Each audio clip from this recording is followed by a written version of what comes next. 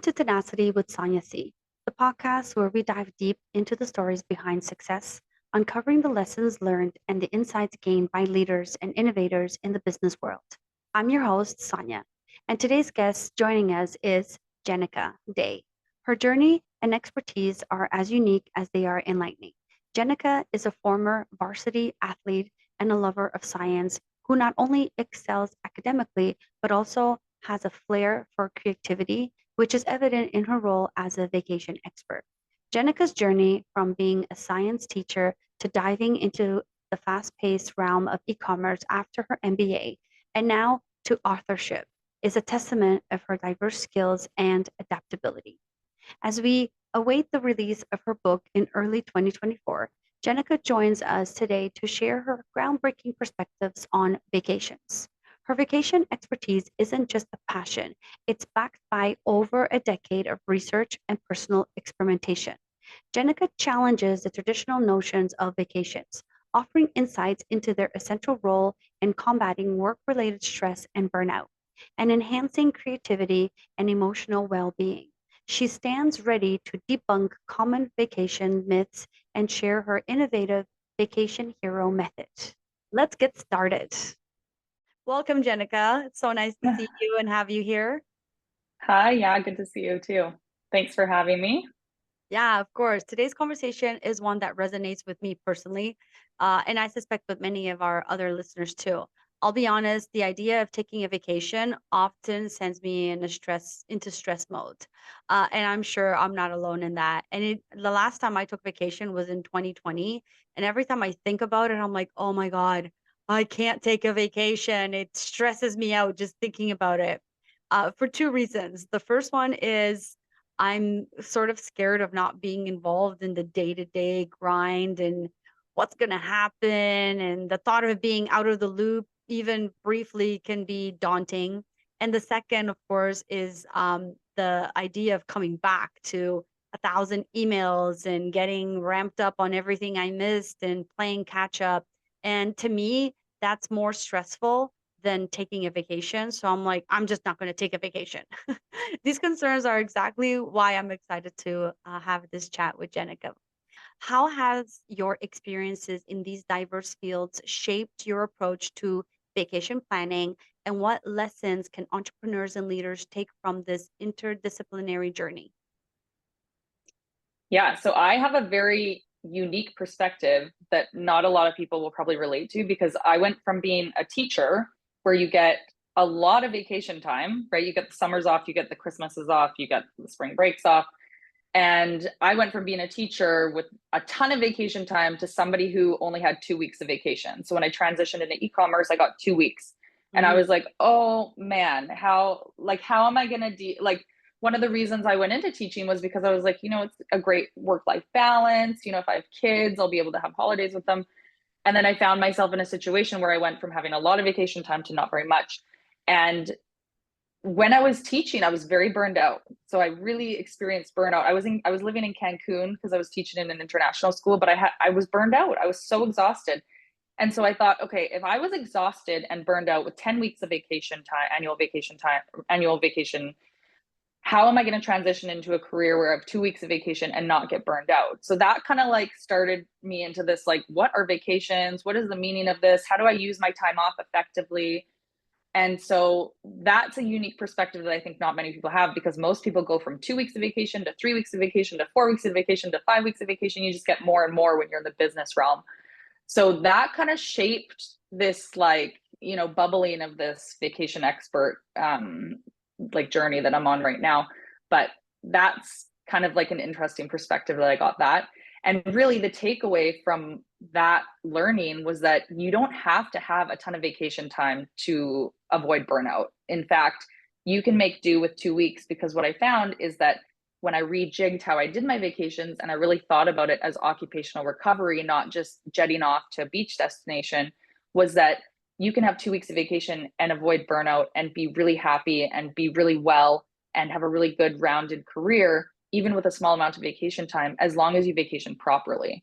So that's kind of what shaped my journey shaped where I am right now. Okay. So, could you share some insights into how founders and leaders can design their vacations not only to relax, but also enhance their creativity, performance, and emotional regulation? Yeah, so I can go into all those things. The main things that they show, main things that vacation researchers show are there's three kind of vacation skills that I've kind of stumbled upon. One is relaxing. So it's kind of universal that we need to relax while we're on vacation. Controlling, so you need to be in control of how you spend your time. If you like being on a beach, go to a beach. If you like exercising and walking, swimming, whatever, do that. If you like being in the mountains, do that. So it's really taking control over your time on vacation, because so much of our time is lost in, a 40-hour work week doing something that we're not in control of. So controlling your time is important. And then the last one is detaching. So detaching fully from work, which I think is probably the hardest one for most people. We have emails, we have instant messenger, people call us sometimes when we're on vacation. And what we really need to do is just not be at work and not think about work. And so those are the three main kind of vacation skills that people can have. And that's how we enhance our creativity, productivity, enjoyment, all of those things. So what about, I get what you're saying in one perspective, but I think there's a couple. So what about a leader who's running a big company, or a founder, an entrepreneur who is starting up a company, and they just like, that's their baby and they're responsible for all of these different people. I put myself in that shoes, because to take a vacation is really hard for me because I just have all these responsibilities, and I cannot just shut off for a week or 2. I can't. It's just absolutely Yep. impossible. Someone told me, "You can't check your emails for 2 weeks," I'd probably have a panic attack. Um, Yep. so, Yep. like, what do you say to people like that are, they wanna go on vacation, they wanna relax, but they still need to be checked in to a certain degree? Yep. So one of the things that research really shows is that longer vacations aren't more beneficial than shorter vacations. And this is true for vacations of 2 to 17 days. So, what I recommend for people who really can't shut off, people who can't, even as a parent, right? If you want a vacation from your kids, that's difficult. You can't just go to Hawaii for a week or 10 days. So, same thing with entrepreneurs who are very invested. It's their baby, like you said. I recommend, you can take a really beneficial vacation of 2 days and just maybe you can shut off for 2 days. If you can't do that, maybe you can do it for 8 hours. Maybe you can do it for 4 hours. But what I like to think about is work hard, break hard. So if you say you only get 4 hours, say you have to check your email, maybe you can say, I can take a 4 hour break where I don't check my email. And that feels like I don't get anxiety about that. In those 4 hours, like shut it off, shut down, right? Break hard, like fully relax, close your eyes, sleep, like don't think about work for those 4 hours.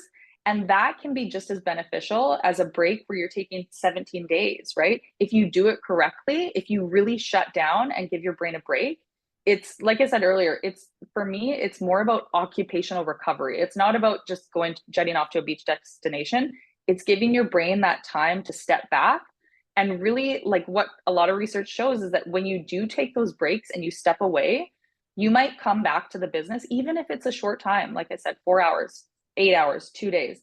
You might step back into the business and have insights that you never thought you would have before. You might have these aha moments. You might think, okay, that problem I was working on, maybe I don't need to give it that much attention, or maybe I need to give it more attention. Or like these insights only come when you really take a step back. And when you take a step back, it like research shows that you can notice things that maybe you weren't noticing before. You might have these moments of insight. You might be more creative and you might be more productive. If you take an hour to take a nap, you might come back and say, okay, the amount of work I was going to get done in 4 hours, I might be able to get it done in 3 hours now because, I really rested. So it's for me, it's less about the length of vacation, which I think people are really like hell bent on the length of vacation, and it's more about frequency.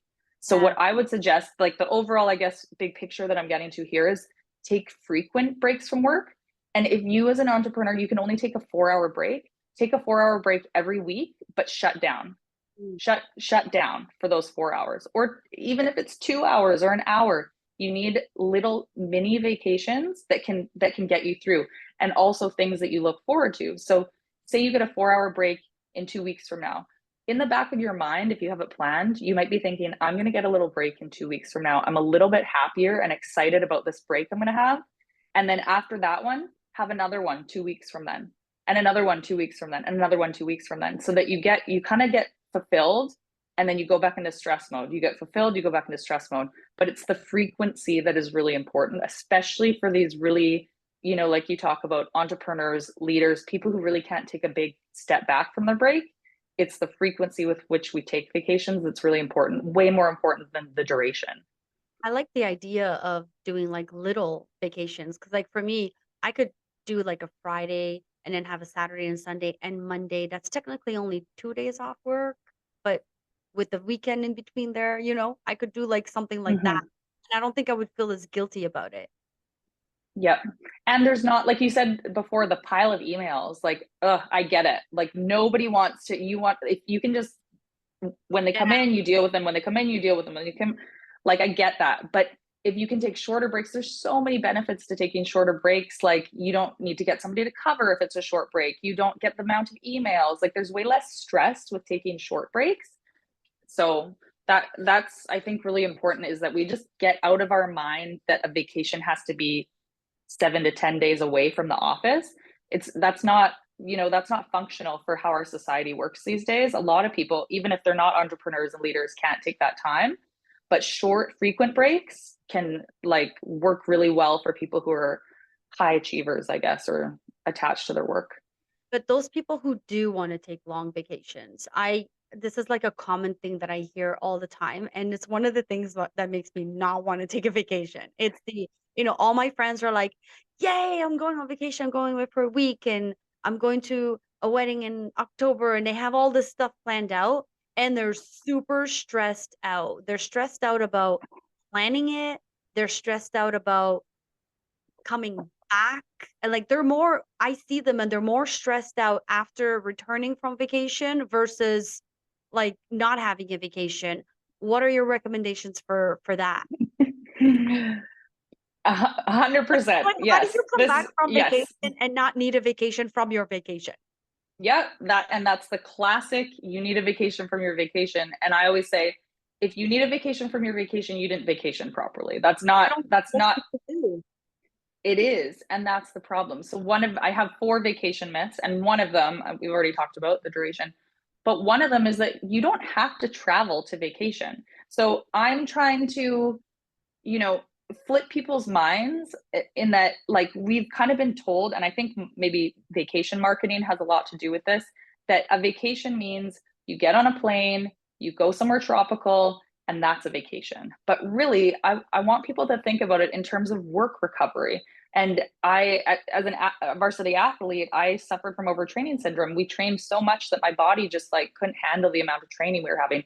And I think that's what's happening in work these days. People are just overtraining their minds, and we're not getting those breaks. And so I want people to look at vacations from an occupational recovery standpoint, not a beach standpoint. And we don't have to go anywhere on a vacation. Yes, most people want to, that's fine. But travel is stressful. Travel is very Yeah. stressful for a lot of people. And I call pre-vacation syndrome is what I call it. The 2 weeks leading up to a vacation, people are, they're, oh, I gotta buy a swimsuit, I gotta do this, I gotta clean my house, where's my passport, like, do my laundry, pack, like all these things. Find It's someone to sit my stressful. cat. It's stressful. Traveling is stressful. I've done it enough times to know that it is not without stress. So if you really need a break, you need to ask yourself, is this vacation going to be beneficial for me? Am I going to return feeling better about going to work? Am I going to return feeling more productive, more creative? Am I going to return feeling rested? And if you can't answer it, like if your answer to that question is no, then it's not a great use of your time. You might have a great experience, right? That's a trade-off. But if you really want to return to work feeling better, more creative, more productive, all those things, you might want to consider just going nowhere. You might want to consider, you could take that, maybe you might spend $3,000 on a tropical beach vacation. What if you use that and hired a cleaner to clean your house, and you went to a local hotel spa or something, you know, like there's so many options that you can do locally that will really enhance your wellness, and it doesn't necessarily involve travel. I love I love travel. I love travel. I don't want to ever convince people not to do it, but there's you don't also have to travel. yeah, Yeah. there's also and I think too, like even exploring your own backyard, right? No matter where you Mhm. live, a lot of people don't actually like know their own province or state or things like that, right? Like you said, travel is always thought about like get on an airplane. Mhm. I love the idea of like just doing little, even like a little spa day, taking a couple hours off and doing that. That actually like now I'm thinking about it. I'm like, wait, why haven't I done that? Yeah. My favorite thing is hotel spas because well, with benefits, you get benefits for massages. So me and my husband will often use the massage benefits at a spa in a hotel, and then we'll spend the whole day there, or like a 4 hour, hotel spa, and you get to know your own city. You get to experience like these different hotels in your city. And yeah, there's so many great experiences you can have at home that relax you and, contribute to your well-being. You don't have to get on a plane. So Yeah. Okay, so with your background in psychology, and your experiences in different countries and sectors, how do you see these diverse perspectives inform your understanding of vacation and its benefits, particularly for people in high stress roles like entrepreneurship? yeah, so I mean, I've seen people relax in different ways through travel. I actually taught in India for a couple months, and you see, they just don't have that same necessarily that same sense of urgency, and they relax a bit more and stuff. And then even things like in Japan, they take breaks in conversation. Like we in Western societies, we often, try and fill the blank spaces, and they'll take a break and have a breath, and just small breaks in conversation are interesting. And then like the Balinese have a Hindu holiday where they take an entire day of rest. They don't even have electricity and that type of thing. The Italians have the riposo where they rest in the middle of the day. So different cultures do things differently, but what you notice is that breaks are universal. Everyone has to take a break. You can't just work, work, work, work, work and not take breaks. So it's just interesting seeing how different cultures use breaks in their lives. And I feel like, especially in Western societies, we're not good at using breaks efficiently or even using them, right? We always hear these stories about the Mark Cubans or the Elon Musks who didn't take vacation for 7 years and that's how they became successful. But we never hear those stories about people who didn't take breaks, but they also weren't successful, because those stories aren't interesting to us, right? So it's interesting. I don't know if that answers your question about the Yeah, it cultural does. perspective. Yeah. So you've developed what you call the vacation hero method, um, which claims that you can make individuals 11% happier. Can you explain the method, how it works? Tell us a little more. Yep. So I like to think of vacations not just as a singular vacation, but as a vacation cycle. So within one vacation, you have anticipation, where you anticipate the vacation. You participate in the vacation, so when you're actually on vacation, and then you have reflection, where like the couple weeks after a vacation, you might remember your vacation, talk about it, reminisce, that type of thing. So one cycle involves those three phases. And what research shows is that in each phase, we actually receive health and wellness benefits for, vacation science isn't exact, but approximately, I would say, anticipation, we get the most benefits from health and wellness 8 weeks leading up to a vacation. So 8 weeks before a vacation, we generally start getting excited. We might be planning a little bit, talking to people about it, you know, on vacation we get health and wellness benefits if we do it correctly, we relax, etc. And then 2 weeks, usually about 2 weeks after a vacation, the health and wellness benefits fade out. So there's about a 2 week period where we're usually still very like happy coming off of our vacation, and we're thinking, that was great, I had a rest, I'm back to normal. And then after 2 weeks, we're kind of back to our baseline health and wellness. So one full cycle means that our health and wellness is elevated throughout that entire cycle. So 8 weeks before, during, and 2 weeks after. So generally, we get about 10 weeks there and our vacation where our health and wellness is elevated over baseline. So the vacation hero method is basically just repeating that cycle 5 times in a year. So if you repeat that cycle 5 times in a year, you get approximately 365 days. Mhm. So what I recommend is that every 10 weeks, the 8 weeks before and the 2 weeks after, every 10 weeks, you take a vacation. So Wow. every 10 weeks you vacation, then you start your next vacation cycle. So we anticipate a vacation, we participate in it, we reflect. Then as soon as we're done reflecting, we anticipate our next vacation, we do our vacation, etc. So you're always within this realm of elevated health and wellness. So if you're anticipating, participating, and reflecting, your health and wellness is elevated. And you can elevate your health and wellness all year round if you just continuously cycle through that vacation cycle. So, and that's where we get the 11% is your health and wellness will be elevated 11% if you're continuously cycling through the vacation cycle. I find that fascinating. And I know I didn't put this question down, but I'm just thinking about it. So, what is your recommendation for companies? So, not just startups, just companies in general. Like, just I'm hearing you and I'm thinking, like, I think there's a lot more that can be done with this. And you're so right. Like, nobody really talks about vacations. And I know when I was first prepping this, I'm like, this is such a weird topic, but it's such a good one at the same time.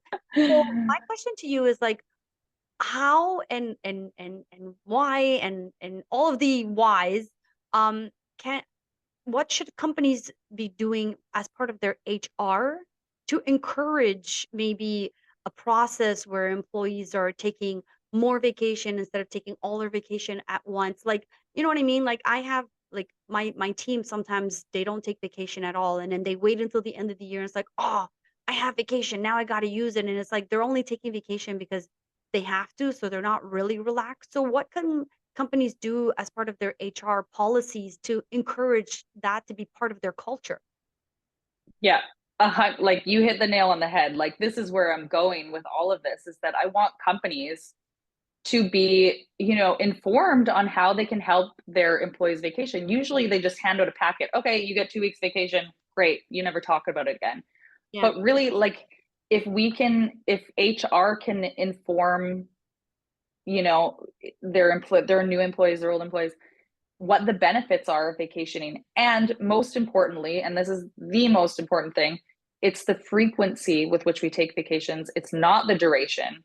And Mm, companies should be all for this because, like you said, you don't, as somebody who owns a business, you don't want somebody taking a 10-day vacation. You don't want somebody taking a 3-week yeah. honeymoon in Italy and you have to get coverage for 3 weeks. That's like, you might as well get a new employee. That's such a long time to get coverage for, right? So companies and leaders are really going to benefit if they can educate their employees on how it's not the duration of a vacation, it's the frequency. And so if you have employees taking, frequent 5-day vacations, if you have 2 weeks of vacation, you can take a 5-day vacation every 10 weeks.